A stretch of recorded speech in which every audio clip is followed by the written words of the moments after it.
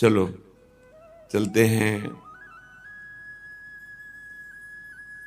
जहां देव माता अदिति जी भगवान से विनय कर रहे हैं और सामने चतुर्भुज भगवान श्रीहरि विराजमान है। विनय पूर्ण हुई। भगवान ने कहा, माता मैं जानता हूं कि आप किस उद्देश्य से पयोव्रत किया। आप यही चाहते हैं ना कि बलि से देवराज पद छीन करके आपके पुत्रों को दें, आपके पुत्र पुनः अमरावती में सुखपूर्वक वास करें। तो ऐसा किया नहीं जा सकता, क्योंकि बलि ने अपने गुरुदेव को संतुष्ट कर लिया है और गुरुदेव जिसके ऊपर प्रसन्न है उसको पराक्रम के द्वारा परास्त नहीं किया जा सकता। मैं तुम्हारे पुत्र के रूप में अवतीर्ण हूं और जाकर के भिक्षा मांग करके मैं संपत्ति दे सकता हूं, लेकिन पराक्रम के द्वारा नहीं। ये देखो गुरु आराधना का फल। भगवान कह रहे पराक्रम के द्वारा बलि पर विजय प्राप्त नहीं की जा सकती।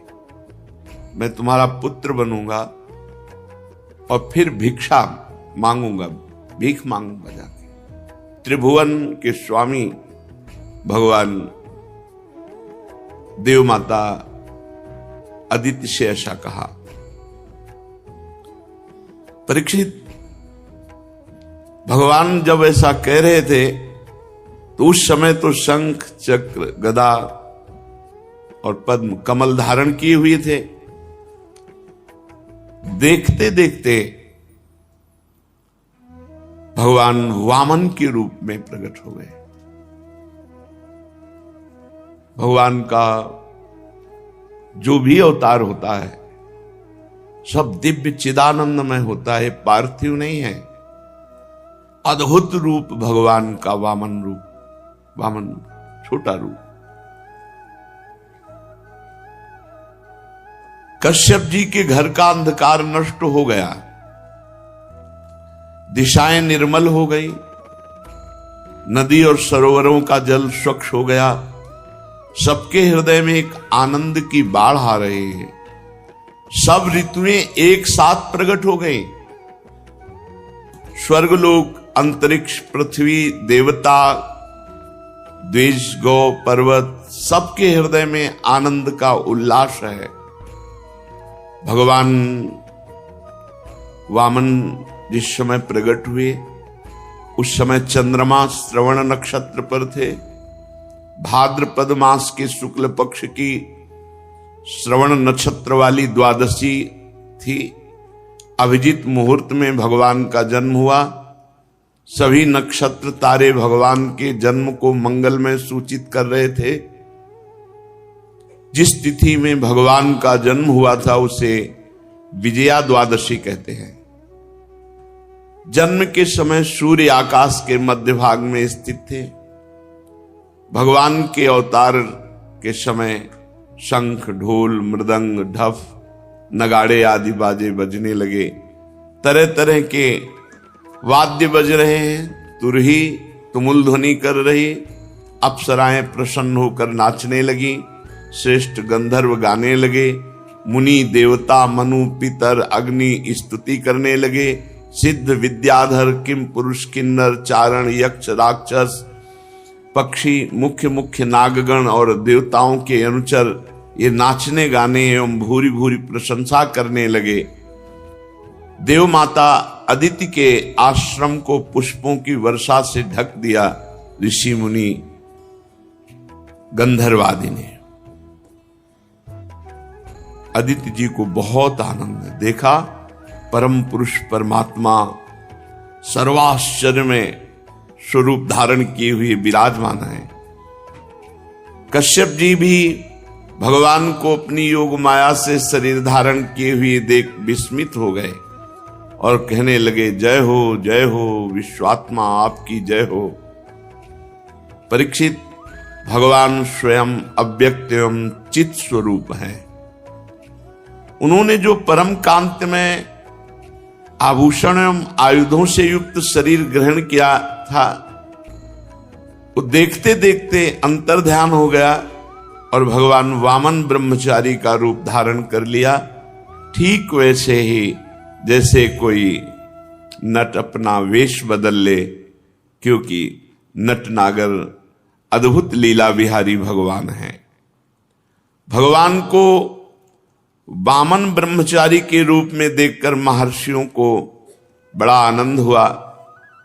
उन लोगों ने कश्यप प्रजापति को आगे करके जात कर्मादि संस्कार करवाए। जब उनका उपनयन संस्कार होने लगा, तब स्वयं गायत्री देवी सविता ने उन्हें गायत्री का उपदेश किया। देवगुरु बृहस्पति जी ने यज्ञोपवीत और कश्यप जी ने मेखला, पृथ्वी ने कृष्ण मृगचर्म, वन के स्वामी चंद्रमा ने दंड और माता आदित्य ने कौपीन कटिवस्त्र और आकाश ने वामन वेशधारी भगवान को छत्र दिया। अविनाशी प्रभु को ब्रह्मा जी ने कमंडल दिया, सप्तऋषि ने कुश दिया, सरस्वती जी ने रुद्राक्ष की माला समर्पित की। इस रीति से वामन भगवान का प्रकट होना और तुरंत उपनयन संस्कार होना। यक्षराज कुबेर ने उनको भिक्षा का पात्र दिया और जगत जननी अन्नपूर्णा भगवती उमा ने स्वयं भिक्षा दी। वटु वेशधारी भगवान वामन का सम्मान इस तरह से सब बड़े महाजनों ने किया। ब्रह्मर्षियों से भरी हुई सभा में अपने ब्रह्म तेज के कारण अत्यंत शोभायमान हुए वामन भगवान। भगवान ने स्थापित प्रज्वलित अग्नि को कुशों से परिसमूहन और परिस्तरण करके पूजा की, हवन किया, जो ब्रह्मचारी का नियम होता है। और उसी समय तैयार हो गए यशस्वी बलि भृगुवंशी ब्राह्मणों के आदेशानुसार अश्वमेध यज्ञ कर रहे हैं, वहां जाकर के भिक्षा मांगना। यद्यपि भगवान समस्त शक्तियों से युक्त हैं, उनको क्या मांगना। जे ही भगवान चले मांगने के लिए, पृथ्वी पग पग पर नाच रही, क्योंकि भगवान के चरण चिन्ह से युक्त होती जा रही। नर्मदा के उत्तर तट पर भृगुकच्छ नाम का एक बड़ा सुंदर स्थान है। वहीं महाराज बलि यज्ञानुष्ठान कर रहे थे। मानो करोड़ों सूर्य एक साथ आ रहे हों, ऐसा तेज वामन भगवान का। दूर से ही सब ऋषि मुनि खड़े हो गए देखकर वामन भगवान को कि यज्ञ मंडप की तरफ तेजो में भगवान। वामन भगवान के तेज से ऋत्विज यजमान सदस्य सब के सब निस्तेज हो गए और सब सोचने लगे कि कौन आ रहा है, इतना तेजस्वी कौन हो सकता है, या तो मूर्तिमान अग्नि और या सनत कुमार। कौन है? भृगु जी के पुत्र शुक्राचार्य अपने शिष्यों के साथ इसी प्रकार कल्पना कर रहे थे कि हाथ में छत्र दंड जल से भरा कमंडल लिए हुए वामन भगवान अश्वमेध यज्ञ के मंडप में प्रवेश किया। कमर में मूंज की मेखला है, गले में यज्ञोपवीत धारण किए हुए हैं, बगल में मृगचर्म है, सिर पर जटा और बौना स्वरूप ब्राह्मण के वेश में ब्रह्मचारी भगवान यज्ञ मंडप में प्रवेश किए। तो सब भृगुवंशी ब्राह्मण निस्तेज हो गए, निष्प्रभ हो गए। सब के सब अग्नियों के सहित खड़े होकर वामन भगवान का स्वागत सत्कार किया। भगवान के लघु रूप वैसे ही अंग प्रत्यंग बड़े दर्शनीय, सब लुभायमान हो रहे हैं। बलि का हृदय तो नाच पड़ा कि हमारी यज्ञ पूर्ण हो गई। एक उत्तम आसन दिया और वामन भगवान से विनय की, विराजो।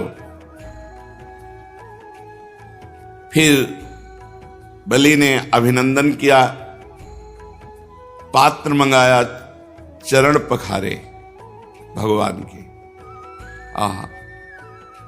पांव पखार कर चरणामृत पिया, माथे पे धारण किया।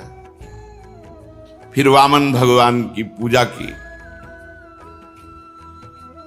प्रतिपल बलि के हृदय में एक अद्भुत आनंद, भगवान के चरण कमलों का जो चरणामृत पान किया तो वैसे ही निष्पाप हो चुके थे बलि, क्योंकि 100 अश्वमेध यज्ञ। जिस चरणामृत को स्वयं देवाधिदेव चंद्रमौली भगवान शंकर अत्यंत भक्ति भाव से अपने सिर पर धारण करते हैं, वही चरणामृत धर्म के मर्मज्ञ राजा बलि ने जब मस्तक पर धारण किया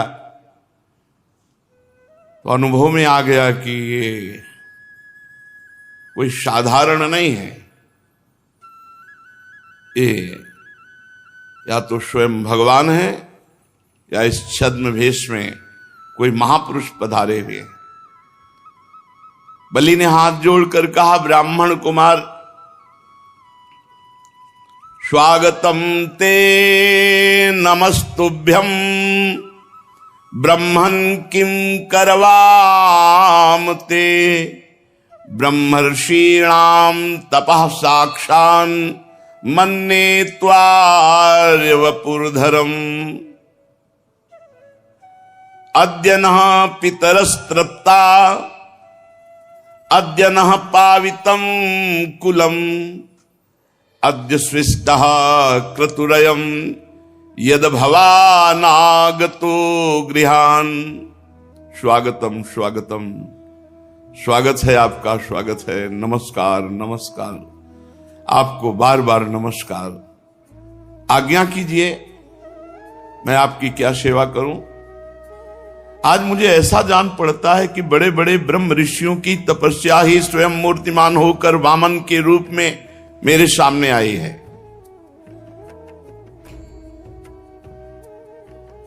आज मैं धन्य हो गया, आप यहां पधारे, आज मेरे पितर तृप्त हो गए। आज मेरा कुल वंश पवित्र हो गया, आज मेरा यज्ञ सफल हो गया। हे वामन ब्राह्मण कुमार, पता नहीं आपके पांव पखारने से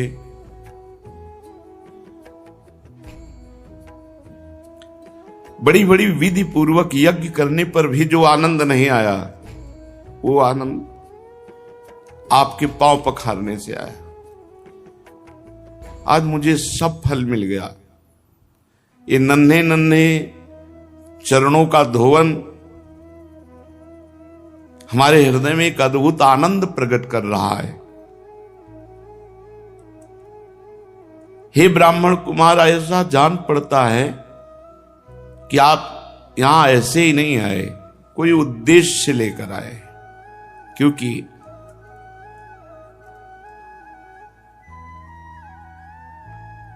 आपके चेहरे से पता चलता है कि आप कुछ मांगना चाहते हैं, कुछ उद्देश्य लेकर आए।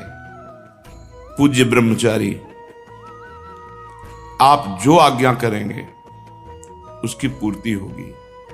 गाय, सोना, सामग्री, सुसज्जित घर, पवित्र अन्न, पीने की वस्तु, विवाह योग्य ब्राह्मण की कन्या, संपत्ति से भरे हुए गांव, नगर, राज्य, जो चाहे वो ले लीजिए। अवश्य ही मैं आपको दूंगा, क्योंकि आज मेरा परम मंगलमय है। आप पधारे, इससे परम मंगल। आप जो चाहे। राजा बलि के वचन धर्म भाव से भरे, बड़े मधुर थे। उन्हें सुनकर भगवान वामन प्रसन्न मुद्रा में अभिनंदन करते हुए कहा, राजन, आपने जो कहा कि ये वस्तुएं, तो ये आपके कुल परंपरा के अनुरूप है, धर्म भाव से परिपूर्ण है, यश को बढ़ाने वाला है, परलोक में हितकारी है, और ऐसा आपके मुख से शोभा भी दे रहा है, क्योंकि भृगुपुत्र शुक्राचार्य जी को गुरु मानकर, परम प्रमाण मान करके आप आराधना कर रहे हैं, और जिसके कुल वृद्ध पितामह परम शांत प्रहलाद जी हों, उसके मुख से ऐसे निकलना स्वाभाविक ही ठीक है। आपकी वंश परंपरा में कोई धैर्यहीन या कृपण पुरुष कभी नहीं हुआ। ऐसा कभी तुम्हारे वंश में नहीं हुआ जिससे मांगा गया हो और वो देने में पीछे हट गया हो। एक बार किसी को देने की प्रतिज्ञा करके मुकर गया हो, ऐसा तुम्हारे वंश में नहीं है। दान के अवसर पर याचकों की याचना सुनकर और युद्ध के अवसर पर शत्रु की ललकार सुनकर मुंह मोड़ लेने वाला कायर आपके वंश में कोई हुआ ही नहीं है। क्यों न हो, आपकी कुल परंपरा में प्रहलाद अपने निर्मल यश से वैसे शोभायमान है जैसे आकाश में चंद्रमा। आपको पता होगा महाराज, आपके कुल में ही हिरणाक्ष जैसा वीर का जन्म हुआ। वो वीर जब हाथ में गदा लेकर अकेला दिग्विजय के लिए निकला तो सारी पृथ्वी में उसका कोई जोड़ नहीं मिला। तब भगवान श्री हरि जल में से पृथ्वी का उद्धार करने गए थे, तो सामने देखा कि हिरणाक्ष गदा लिए हुए विजय प्राप्त की, पर हिरणाक्ष की शक्ति का आज भी हरि बार बार स्मरण करते हैं। विजय तो प्राप्त की हरि ने, पर बार बार हिरणाक्ष की शक्ति का स्मरण करते हैं कि कितना बलवान था। और महाराज, आपके ही वंश में हिरण्यकश्यप हुए। जब हिरणाक्ष के वध का हिरण्यकश्यप को भारी क्रोध में आकर के वैकुंठ में आक्रमण कर दिया। सोचो, वैकुंठ में आक्रमण कर दिया। ये प्रणाली है, जब जैसे किसी की दूध मांगना हो ना, आपकी गाय तो सैकड़ों में एक है, और आपका स्वभाव भी ऐसा है। ऐसा स्वभाव नहीं देखा गया जैसा, मतलब उसको इतना बढ़ा के, उसको इतना पुष्ट करके, आपके वंश में कोई ऐसा हुआ ही नहीं जो एक बार कह दे देंगे और फिर मुकर जाए। पूरा पुष्ट पक्का भगवान कर रहे हैं। अब देखो, है तो बलवान हिरण्यकश्यप, लेकिन है तो बहिर्मुख ना। उसने भगवान पर आक्रमण करना चाहा, भगवान उसके हृदय में बैठ गए। वो बहिर्मुख बाहर घूमता रहा, वो भगवान उसके हृदय में रहे, वो जान नहीं पाया। महाराज बलि, आपके वंश में एक से राजन, आपके पिता विरोचन बड़े ब्राह्मण भक्त थे।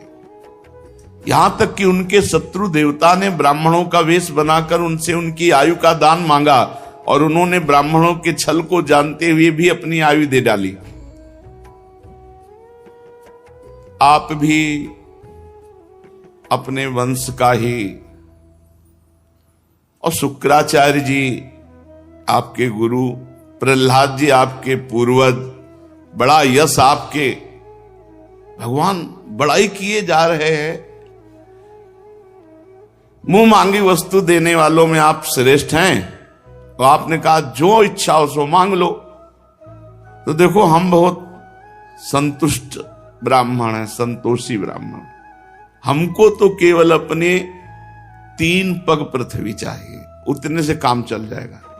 3 पग पृथ्वी वो थोड़ी सी है, अपने पैरों से हम 3 डग केवल नापेंगे, उतनी पृथ्वी दे दो। बहुत जोर से सब सभा और बलि जी भी हंस दिए। बोले ब्राह्मण कुमार तुम किससे बात कर रहे हो? त्रिभुवनपति से बात कर रहे हो। तुम वैसे जब बात करते तो लगता है ज्ञानियों में श्रेष्ठ कोई बात कर रहा है, पर अभी बच्चे हो तुम। फिर तुमसे कह रहा हूं, नगर का नगर मांग लो, राज्य का राज्य मांग लो। तुम अभी समझ नहीं पा रहे हो कि तुम क्या मांग रहे हो।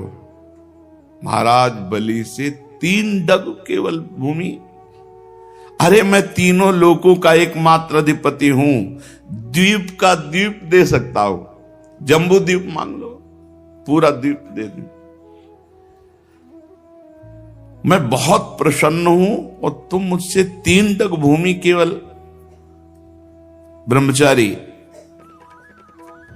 मेरा एक स्वभाव है, मेरे यहां जो मांगने आ गया उसको कभी जीवन में दूसरी जगह मांगना ना पड़े, इतना मांग लो। भगवान ने कहा राजन, अगर असंतोष हो जाए तो ये पूरा विश्व ब्रह्मांड एक आदमी को दे दिया जाए तो भी तृप्त नहीं होगा, और संतोष हो जाए तो थोड़े में भी आनंद रहता है। देखो हम हैं संतोषी, आपको देना है तो 3 पग भूमि केवल, बस, मुझे और कुछ नहीं। मैं संतुष्ट हूं 3 पग पृथ्वी में। जो कुछ संतोष से जीवन व्यतीत करने पर आनंद मिलता है ना, वो असंतोषी को कभी नहीं मिल सकता। असंतोषी का हृदय जलता रहता है और संतोषी का हृदय शांत शीतल रहता है। असंतोषी जन्म मृत्यु के चक्कर में पड़ता है और संतोषी मोक्ष। वैसे तो स्वयं प्राप्त वस्तु से जो संतुष्ट रहता है उसका भजन तेज कभी नष्ट नहीं होता और वो सहज में मोक्ष पदवी पर आरूढ़ होता है। कोई इच्छा नहीं, आकाश वृत्ति से स्वयं जो आए उसी से, न मांगना न कोई उपाय करना। पर हम आए हैं तुम्हारे यहां मांगने, इसीलिए मैं अपनी बात पे डटा हूं कि केवल 3 पग भूमि का आप दान कीजिए।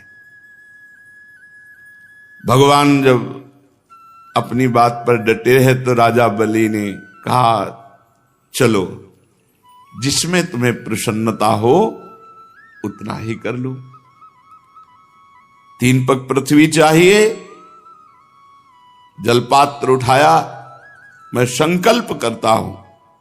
शुक्राचार्य जी सब कुछ जान गए कि अरे वामन रूप में तो स्वयं भगवान है और राजा बलि को त्रिभुवन से, जो त्रिभुवनपति पद है, उससे हटाने की ये लीला है। शुक्राचार्य जी ने कहा विरोचन कुमार बलि, सावधान, संकल्प मत करना।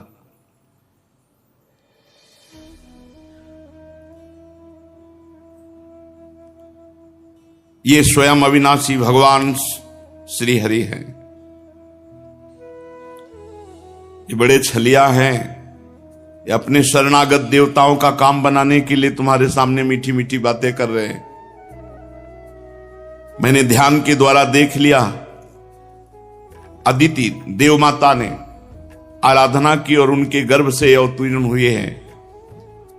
महान अनर्थ हो जाएगा अगर 3 पग पृथ्वी का दान देने का संकल्प कर लिया, और ये आप पर ही नहीं संपूर्ण दैत्यों पर अन्याय होगा, और मैं बिल्कुल इसे ठीक नहीं मानता हूं।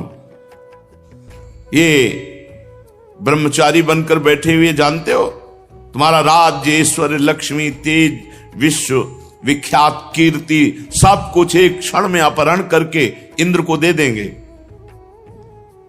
अरे ये विश्वात्मा है, तुम 3 पग भी नहीं पूरे कर पाओगे।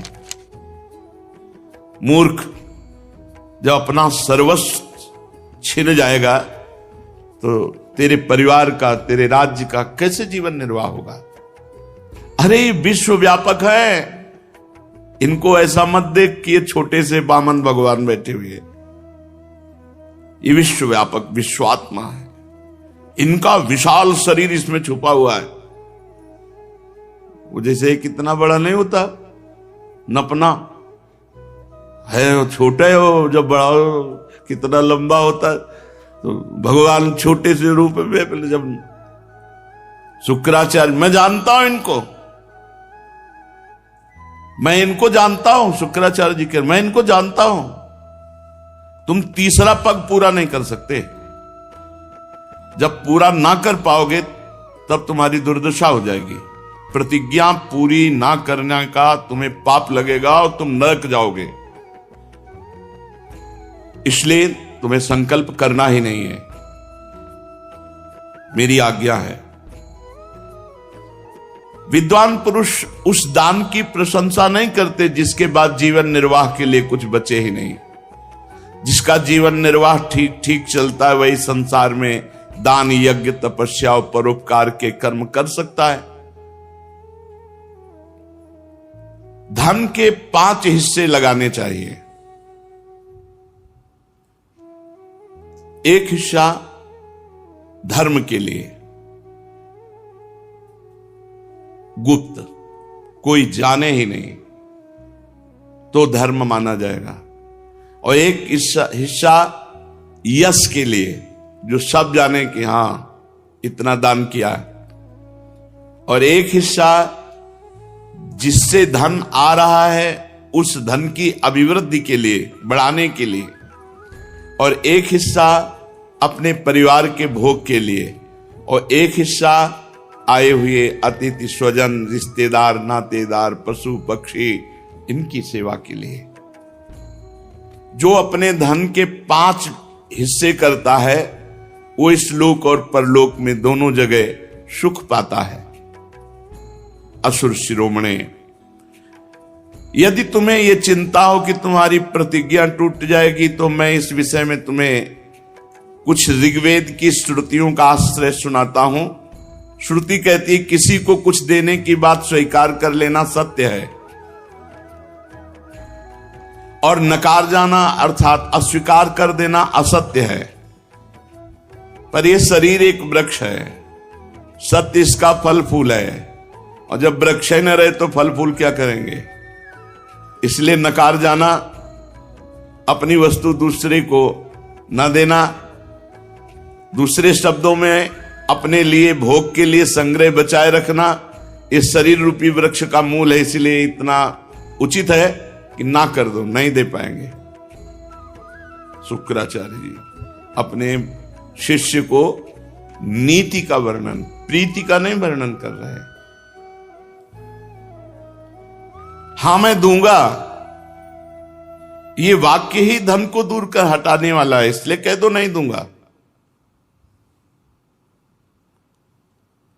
याचकों को सब कुछ दे देना, स्वीकार कर लेना ही थोड़ी ठीक होता है।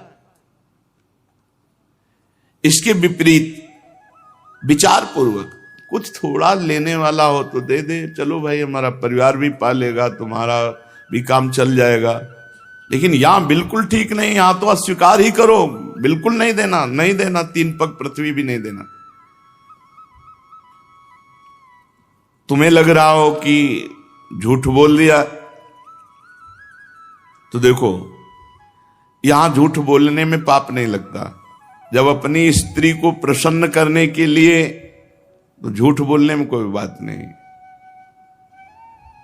शुक्राचार्य जी महाराज प्रमाण दे रहे हैं।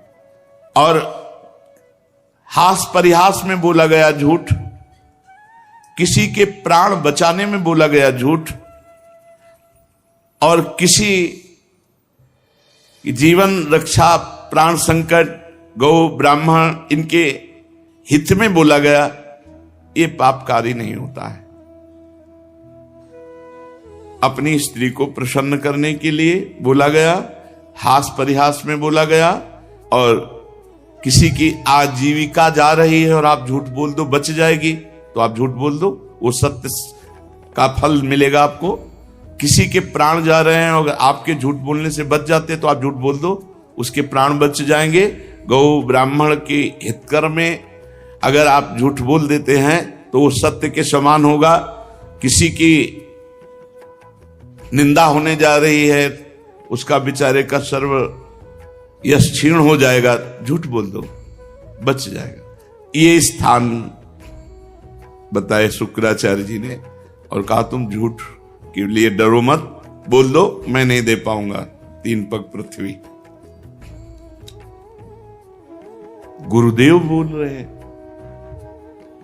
राजा बलि ने कहा भगवान आपका कहना सत्य है, गृहस्थाश्रम में रहने वालों के लिए वही परम धर्म है जिससे उनकी आजीविका में बाधा न पड़े। परंतु गुरुदेव मैं प्रहलाद जी का पौत्र हूं।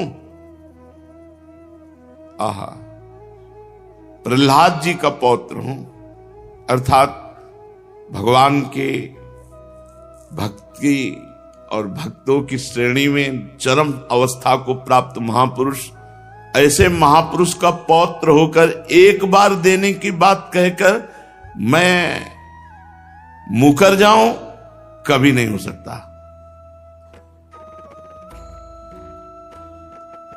इससे बढ़कर के कोई पाप नहीं हो सकता मेरे लिए कि वामन ब्रह्मचारी हमारे यहां मांगने आए और मैं अपने सुख के लिए कह दूं कि नहीं नहीं अब मैं झूठ बोल जाऊं कि अब आपको नहीं दे पाऊंगा पृथ्वी। महाराज, इस संसार में सबसे बड़ी बात है आए हुए अतिथि का, शरणागत का पूर्ण रूप से स्वागत करना सबसे बड़ी बात है। दधीची अपनी हड्डियों को, जीवन को दे दिया, शिवी काट काट के मांस दे दिया कबूतर की रक्षा के लिए। इन महापुरुषों ने दुस्तित प्राणों को दान कर दिया। ये तो पृथ्वी मांगने आए हैं और इस पर हम विचार, सोच विचार इतनी गहराई से नहीं। महाराज गुरुदेव, ऐसे लोग संसार में बहुत नहीं देखे जाते जो देने की बात कह करके डटे रहें, युद्ध में जो कभी पीठ ना दिखाएं और जिनके घर से कभी भिक्षुक वापस नहीं गया, ऐसे ज्यादा नहीं देखे जाते। शतपात्र प्राप्त हो और धन का दान कर दे, इससे बढ़कर लाभ क्या हो सकता है। गुरुदेव, उदार करुणाशील पुरुष अपात्र याचक की कामना पूर्ण करके भले दुर्गति भोगना पड़े स्वीकार करते हैं। फिर आप जैसे ब्रह्मवेत्ता पुरुष इन परम तेजस्वी ब्रह्मचारी जो हम पात्र हैं, इनकी अभिलाषा पूर्ण करने में आप कह रहे हैं कि ना कह दो। और आपने संकेत किया कि ये वरदानी भगवान श्री हरि हैं, तब तो और मैं उत्साहित हो गया कि त्रिभुवन के स्वामी होकर के ये भिक्षुक बन करके हमारे सामने आए हैं। अरे ये तो अपने पराक्रम से भी ले सकते थे।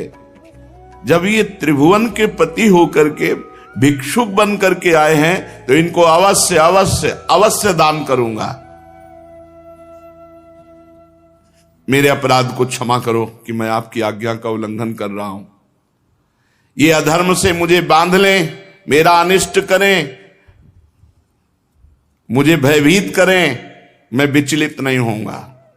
ये पवित्र कीर्ति भगवान श्री हरि ही क्यों ना हो, ये अपना यश खोना नहीं चाहेंगे। अगर ये मांगने पर उतर गए हैं तो ये छीन भी सकते हैं। और अगर कोई दूसरा हमसे छल करना चाहे तो ये समझ लो मैं आपकी कृपा से इतना बलशाली हूं कि मेरे बाण की चोट खाकर सदा के लिए वो सो जाएगा। मैं गुरुदेव आपकी बात नहीं मानूंगा। शुक्राचार्य जी ने देखा कि शिष्य तो अश्रद्धालु हो गया, हमारी बातें ही नहीं मान रहा और ऋग्वेद और हर वेद के उपदेश दे रहे हैं। संकल्प बाद में हुआ, साप पहले मिला। यत तज्ञ विस्मय परिणामे अमृतोपमम्। ये बात ध्यान रखो, सतमार्ग में शुरुआत में जे ही चलोगे तो विपरीतता आ जाएगी। देखो अभी संकल्प नहीं किया और शुक्राचार्य जी ने हाथ में जल लिया और कहा मैं शाप देता हूं, तुम्हारा संपूर्ण ऐश्वर्य भ्रष्ट हो जाए, तुमसे छिन जाए, तुम ऐश्वर्यहीन हो जाओ। गुरु की आज्ञा का उल्लंघन, सत्य प्रतिज्ञ उदार इस साप के योग्य नहीं थे महाराज बलि, कोई अपराध नहीं था। शुक्राचार्य जी ने कहा मूर्ख, अज्ञानी, तू अपने को बड़ा ज्ञानी मानता है, तू मेरी उपेक्षा करके गर्व कर रहा है, बार बार मेरी आज्ञा का उल्लंघन कर रहा है, इसलिए जा शीघ्र तू अपने ऐश्वर्य को खो दे, लक्ष्मी खो दे। राजा बलि बड़े महात्मा स्वभाव के थे, गुरुदेव का शाप सिर पर स्वीकार किया और दंडवत की, पर वो इस बात में नहीं डिगे 3 पग पृथ्वी देने के लिए। वामन भगवान की विधि पूर्वक पूजा के हाथ में जल लेकर 3 पग भूमि का संकल्प कर दिया। उसी समय राजा बलि की पत्नी विंध्यावली, जो मोतियों के गहनों से सुसज्जित थी, वहां आई और अपने हाथों से वामन भगवान के चरण पखारने के लिए जल से भरा हुआ स्वर्ण का कलश ला कर दिया। बलि ने पुनः दोबारा भगवान के चरण धोए और चरणों का वह विश्व पावन जल अपने सिर पर चढ़ाया। देवता लोग ये देख करके, सौभाग्य इतना बलि का देख के कि हमको राज्य तो मिलेगा ही अब, क्योंकि भगवान ने ठान लिया है, लेकिन जो बलि को मिल रहा है वो मुझे नहीं मिला, बलि आगे ही रहेंगे। देवता लोग पुष्पांजलि बलि के ऊपर चढ़ाने लगे कि धन्य है राजा बलि, तुम्हारा अलौकिक कार्य धन्य है। अब जे ही संकल्प हो गया तो बड़ी अद्भुत घटना घटी। यज्ञ मंडप के बाहर एक चरण जे ही बढ़ा तो बस बढ़ते ही चला गया। सब आश्चर्यचकित, वामन भगवान का पृथ्वी, आकाश, दिशाएं, स्वर्ग, पाताल, समुद्र, पशु पक्षी, मनुष्य, देवता, ऋषि सब समाते चले जा रहे हैं। भगवान का चरण बढ़ता चला जा रहा है। सब ऋषि मुनि आश्चर्यचकित है। इतना बड़ा भगवान का रूप हो गया कि चरण तल में रसातल, चरणों में पृथ्वी, पिंडलियों में पर्वत, घुटनों में पक्षी, जांघों में मरुदगण,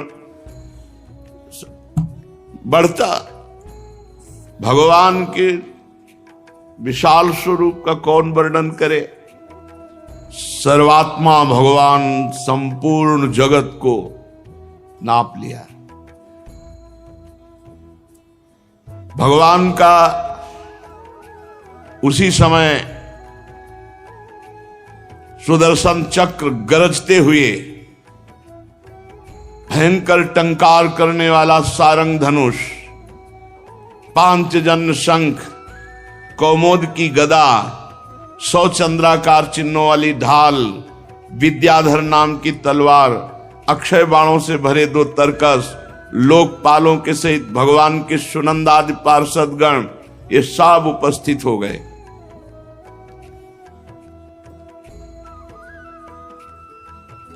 परीक्षित, भगवान का चरण कमल ये जब ब्रह्मलोक पहुंचा, यहां से बढ़ता हुआ ब्रह्मलोक, ब्रह्मा जी ने देखा, अरे ये तो श्री भगवान का श्री चरण है। तो नख चंद्र की छटा से सत्यलोक फीका पड़ गया। भगवान के चरणों की नख कांति से ब्रह्मलोक फीका पड़ गया। स्वयं ब्रह्मा उस प्रकाश में डूब गए। मरीच आदि ऋषि, सनंदन आदि नैष्ठिक ब्रह्मचारी, बड़े बड़े योगी भगवान के चरण कमल की अगवानी की। वेद उपवेद नियम यम तर्क इतिहास वेदांग पुराण सहित ये सब मूर्तिमान होकर वहां भगवान के चरणों की आराधना। योग रूप वायु से ज्ञानाग्नि को प्रज्वलित करके कर्ममल को भस्म कर डाला, वो सब महात्मा वहां विराजमान भगवान के चरण कमल की वंदना की। इसी चरण कमल के स्मरण की महिमा से सब कर्मों के द्वारा प्राप्त न होने वाले ब्रह्मधाम की जो प्राप्ति की महापुरुषों ने, वो सब चरण की वंदना कर रहे हैं। अगवानी करने के बाद विश्वरूप भगवान के चरण का अर्घपाद्य से पूजन कर प्रक्षालन किया। पूजा करके बड़े प्रेम और भक्ति से भगवान की स्तुति की। ब्रह्मा के कमंडल का वही जल वामन भगवान के पांव पखारने से पवित्र होने के कारण गंगा जी के रूप में परिणित हुआ। आकाश मार्ग से पृथ्वी पर गिरकर तीनों लोकों को पावन करती हुई ये गंगा जी हैं। गंगा जी क्या है? मूर्तिमान भगवान के चरणारविंद की उज्जवल कीर्ति है। ब्रह्मद्रोह साक्षात ब्रह्म है। अलकनंदा, मंदाकिनी और पृथ्वी पर भागीरथी गंगा। भगवान ने अपने स्वरूप को छोटा किया, विभूतियां समेटी। तब ब्रह्मा आदि लोकपालों ने अपने अनुचरों के साथ बड़े आदर भाव से भगवान की स्तुति की। ऋक्षराज जाम्बवान जी जिस समय भगवान नाप रहे थे,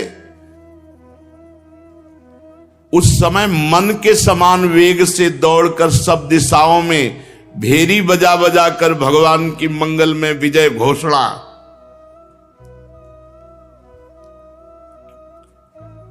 तभी वो जब कौन जाए समुद्र के पार, तो कह रहे हैं कि समुद्र क्या, बूढ़ा हो गया हूं। नहीं तो जितने में भगवान ने 2 पग पृथ्वी नापी थी, उतने में 7 परिक्रमा पूरे ब्रह्मांडों की, और हर जगह जय घोष वामन भगवान की जय। मन के वेग के समान, मन के वेग के समान। जैसे आप बंबई गए हो, अभी सोचो अभी पहुंच जाओगे, अभी मन बंबई की वो सीन ले आएगा जो आप देखे हो, या अमेरिका गए हो, या इतना तीव्र गति थी जाम्बवान जी की। और बहुत पुराने हैं ये, हर अवतार में है। देखो वामन अवतार में ये लीला, और रामा अवतार में वो लीला, और कृष्णा अवतार में भी लीला। जाम्बवती जी इन्हीं की तो पुत्री है। युद्ध भगवान श्री कृष्ण से बहुत दिन जो अंदर युद्ध चला, जब जाम्बवान रग रग दर्द करने लगी तो उन्होंने कहा ऐसा पिटाई करने वाला कोई हो ही नहीं सकता दूसरा स्वामी के सिवा, कि जो हमारे शरीर में पीड़ा पहुंच जाए। तब उन्होंने कहा प्रभु आप हमारे राम जी हो।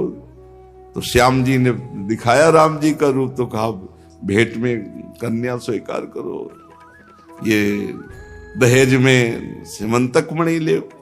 जाम्बवती जी वही महाभागवत जाम्बवान जी भगवान की मंगल में विजय घोषणा की। दैत्यों ने देखा, जो बड़े बड़े वीर थे कि 3 पग पृथ्वी मांगने के बहाने तो सारा त्रिभुवन ले गए।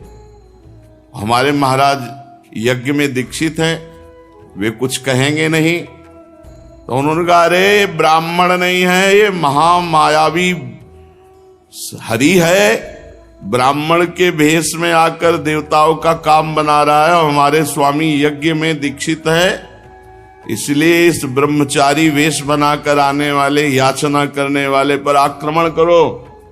दैत्यों ने कहा, हमारे स्वामी को इसने छल लिया है,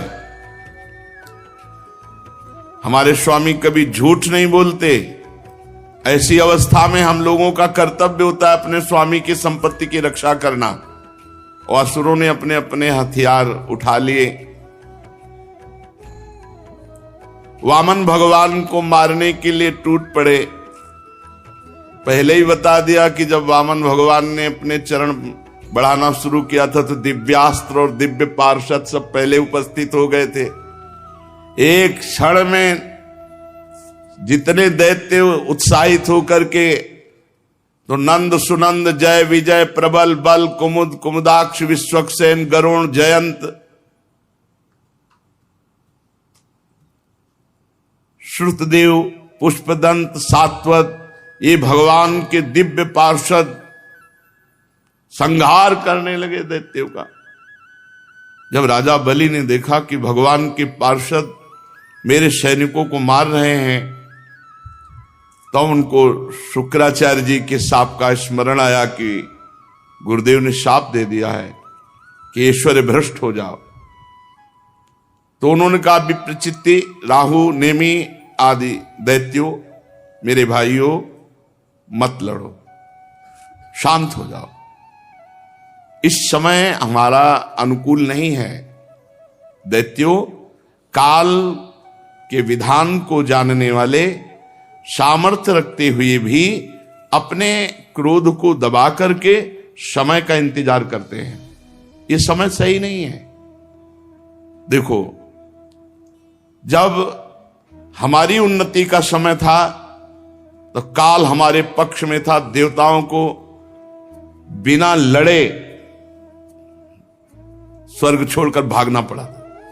आज काल हमारे प्रतिकूल है, इसलिए हमारी अवनति होनी है।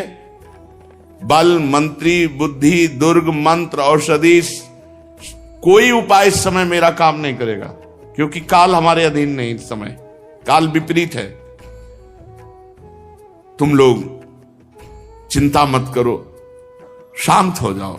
दैव काल जब हमारे अनुकूल होगा तब हम पुनः इंद्र पद प्राप्त करेंगे। परीक्षित अपने स्वामी बलि की बात सुनकर भगवान के पार्षद विजयश्री और दानव भाग गए। भगवान ने पक्षीराज गरुण से कहा कि बांधो इस बलि को, वरुण पास में बांध दो। ये बहुत कष्टप्रद पास होता है, प्रतिपल प्राणों को कष्ट देता है। बांध दिया गया, वरुण पास में बलि को बांध दिया। वैसे बिल्कुल विचित्र लीला है इनकी। देखो, जब केवल इनको कोई पकड़ना चाहता है कि मुझे केवल भगवान चाहिए, तब ये बात बहुत हिम्मत करके चलना है। केवल भगवान के लिए बहुत हिम्मत करनी है। गुरु ने मना किया, बलि ने नहीं माना, भगवान को दे दिया, तो प्रशंसनीय। भगवान ने आप प्रशंसा नहीं की, आप बांधो इसको। गरुण जी को आदेश किया, तुरंत वरुण पास में बांध दिया। अब तो आकाश में समस्त दिशाओं में कि गलत है, गलत है।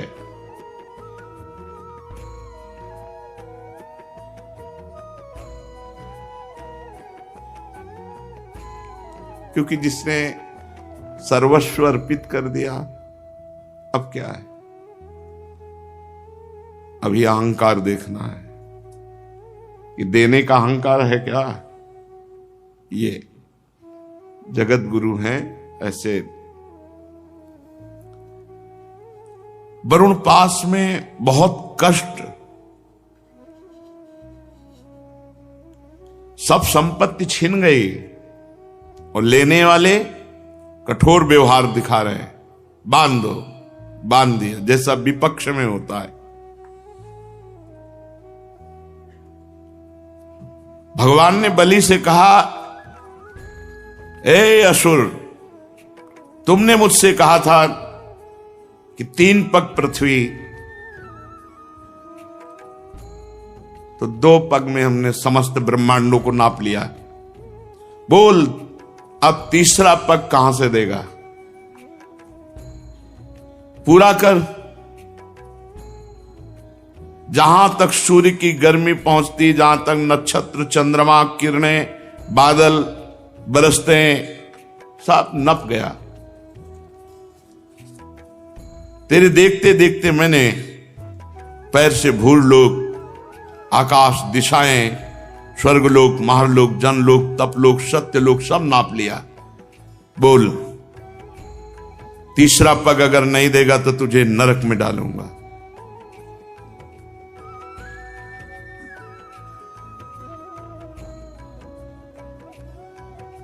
यही संभाले तो संभल सकता है, नहीं तो ऐसी कैसे ऐसे हो सकता है। और गुरु तो तेरे प्रतिकूल हो ही गए हैं, शाप दे ही दिया है। अब अवश्य अवश्य तुम नरक जाओगे।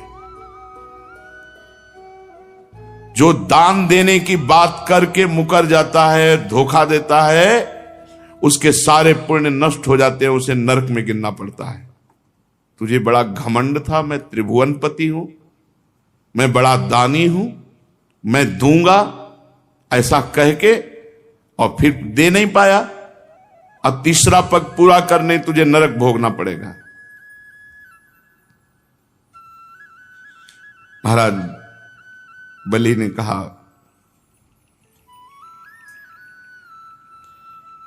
आराध्य देव, आपकी बड़ी पवित्र कीर्ति है, तो क्या आपने ये समझा कि मैं झूठ बोल रहा था कि तीसरा पग, 3 पग पृथ्वी नहीं दे पाऊंगा? ऐसा नहीं है, मैं आपको सत्य बोल रहा हूं और सत्य दिखाऊंगा। आप धोखे में नहीं हैं। 2 पग से हमारी संपत्ति नापी, अब तीसरा पग से मुझे नापो, क्योंकि मैं संपत्ति से अलग हूं, मैं संपत्तिवान था। अब अपना चरण मेरे माथे पे रखो, उसी वामन रूप में नापो मेरे को। 1 पग मैं हूं, क्योंकि भगवान वामन रूप में। मैं झूठ नहीं बोला था, और ये भी नहीं कह रहे कि आपने छल किया है। आपकी पवित्र कीर्ति है। आप मेरी बात को असत्य समझते हैं, ऐसा नहीं, मैं उसे सत्य कर दिखाता हूं। आपको धोखे में नहीं डाला। आप कृपा करके तीसरे पग को मेरे मस्तक पर धार, और ये नरक में जाने का भय किसी और को दिखाओ, हमें नहीं। देखो, ये भक्त का हृदय होता है।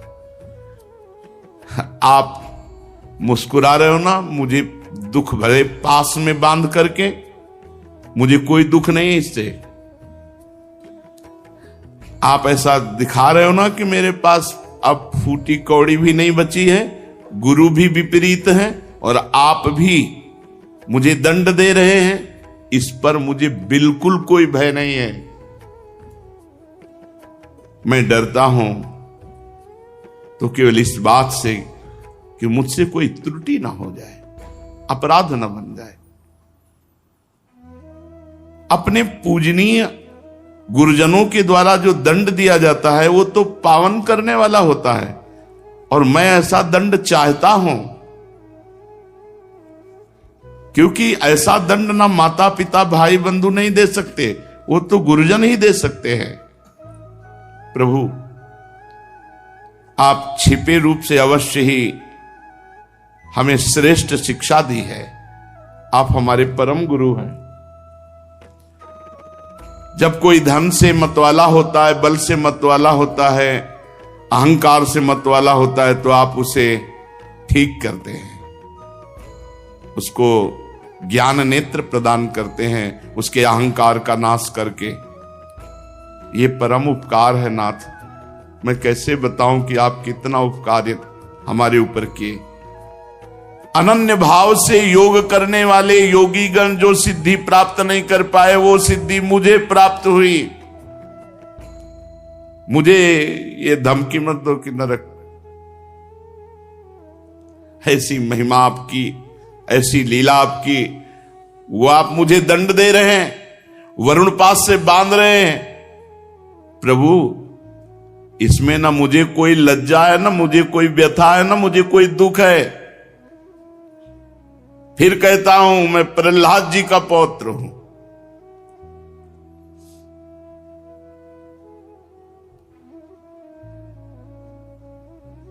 कितना कष्ट दिया गया प्रहलाद जी को, लेकिन अपनी निष्ठा से विचलित नहीं हुए। यही है भक्ति का स्वरूप, यही है कि स्वयं हम जिसकी भक्ति कर रहे हैं वही हमारे विपरीत अगर लीला करने लगे तो भी हमें उनको नहीं छोड़ना।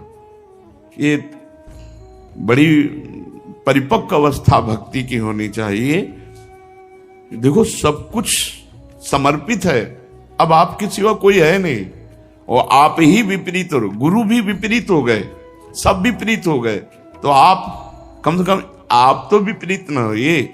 लेकिन आखिरी हद की बात है कि आप भी विपरीतता दिखा रहे हो, कह रहे हैं तुझे पक्का नरक मिलेगा, और गरुड़ जी से कह के वरुण पास में बंधवा दिया, और कहां तीसरा पग पूरा करेगा, बड़ा दानी बनता है। ऐसा ये जैसे जादूगर की हर चाल को जमूरा जानता है, ऐसे ही भगवान की भक्ति में इतनी सामर्थ्य है कि भगवान की हर चाल को पहले ही भक्त के अंदर भक्ति समझा देती कि ऐसे से ऐसे चलना है।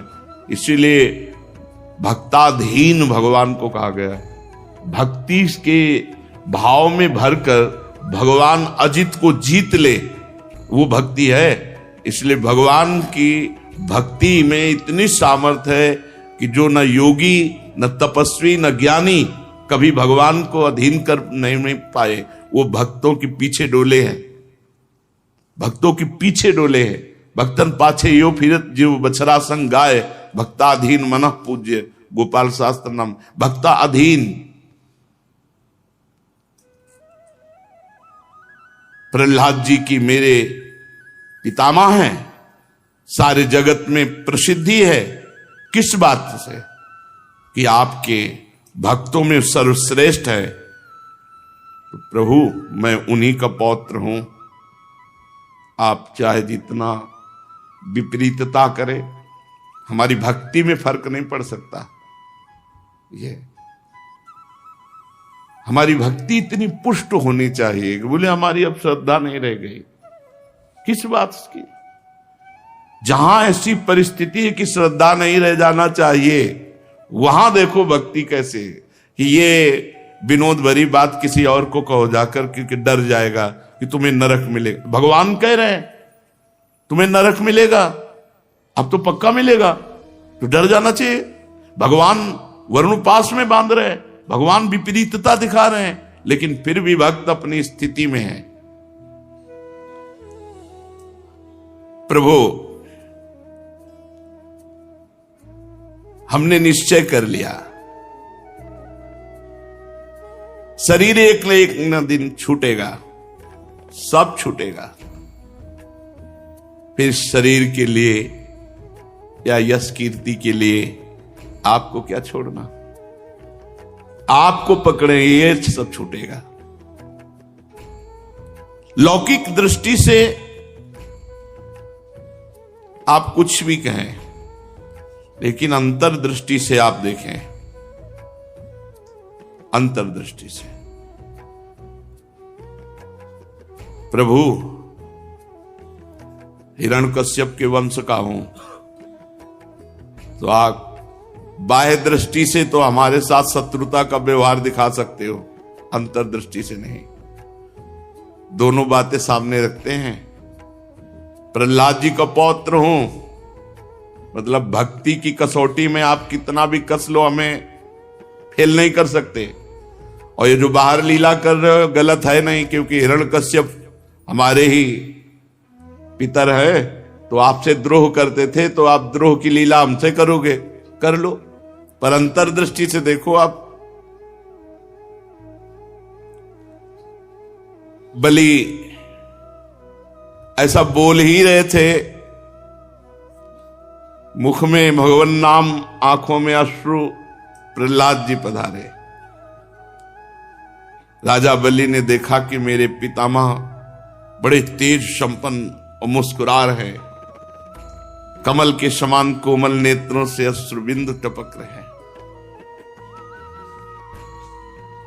वरुण पास में बलि बंधे हुए, इसलिए जैसा प्रहलाद जी के आने पर आदर करते थे वैसा नहीं कर पाए, केवल नेत्रों से।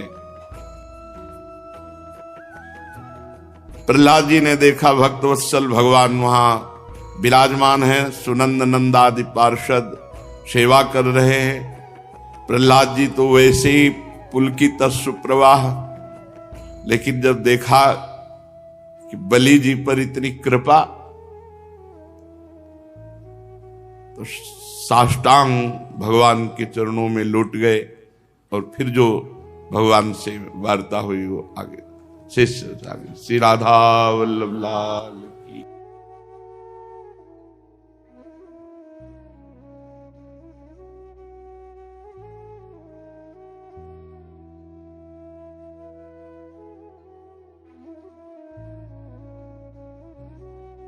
तो राधे राधे जी, श्री हरिवंश। हमें पूरी उम्मीद है कि आप लोगों को पूज्य महाराज जी का आज का ये सत्संग बहुत ही ज्यादा पसंद आया होगा और आपको इस सत्संग से काफी कुछ सीखने को भी मिला होगा।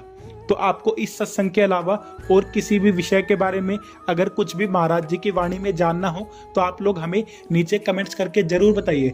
हम आने वाली वीडियो में आप लोगों के उस प्रश्न को लेकर महाराज जी का नया सत्संग अपलोड कर देंगे, ताकि आप लोगों को अपने भक्ति मार्ग में बहुत ही ज्यादा आसानी मिले। तब तक के लिए राधे राधे, श्री हरिवंश।